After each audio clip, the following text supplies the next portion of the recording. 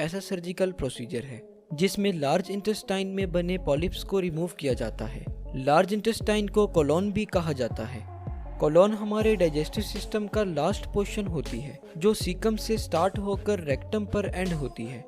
जब food colon में inter होता है तो इसमें ज़्यादातर न्यूट्रिएंट्स और मिनरल्स एब्जॉर्ब हो चुके होते हैं, इसलिए कोलोन में ज़्यादातर वाटर की एब्जॉर्प्शन का प्रोसेस होता है और बाकी बचा फूड वेस्ट प्रोडक्ट के तौर पर रेक्टम में स्टोर हो जाता है, जहां से फिर ये वेस्ट डेफिकेशन के प्रोसेस के जरिए बॉडी से बाहर निकाल दिया जाता है।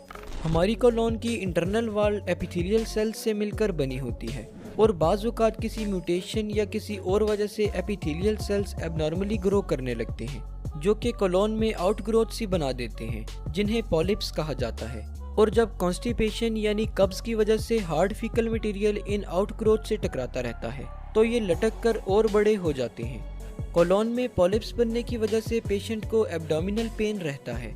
इसके अलावा पॉलिप्स के फटने की वजह से ब्लडी स्टूल्स और रेक्टल ब्लीडिंग भी देखने को मिलती है और साथ ही साथ कोलोनल पॉलिप्स कोलोन कैंसर में भी तब्दील हो सकते हैं, इसलिए इनको ट्रीट करना बहुत ज़रूरी है। कोलोनल पॉलिप्स को ट्रीट करने के लिए ज़्यादातर सर्जरी परफॉर्म की जाती है जिसे कोलोन पॉलीपेक्टोमी कहा जाता है। इस सर्जरी में एक फ्लेक्सिबल ट्यूब एनस के रास्ते कोलोन के अंदर भेजी जाती है। इस ट्यूब के एंड पर कैमरा और स्नैप वायर लगी होती है। कैमरा की मदद से देखते हुए पॉलिप्स को ढूंढकर वायर के जरिए स्निप कर लिया जाता है और इलेक्ट्रिक करंट पास किया जाता है जिससे पॉलिप कट जाता है और साथ ही साथ ब्लीडिंग और जख्म भी नहीं बनता। लेकिन अगर पॉलिप्स बहुत बड़े हों तो फिर पेट से कट लगाकर कोलोन में मौजूद पॉलिप्स को रिमूव किया जाता है। शुक्रिया, अल्लाह हाफिज़।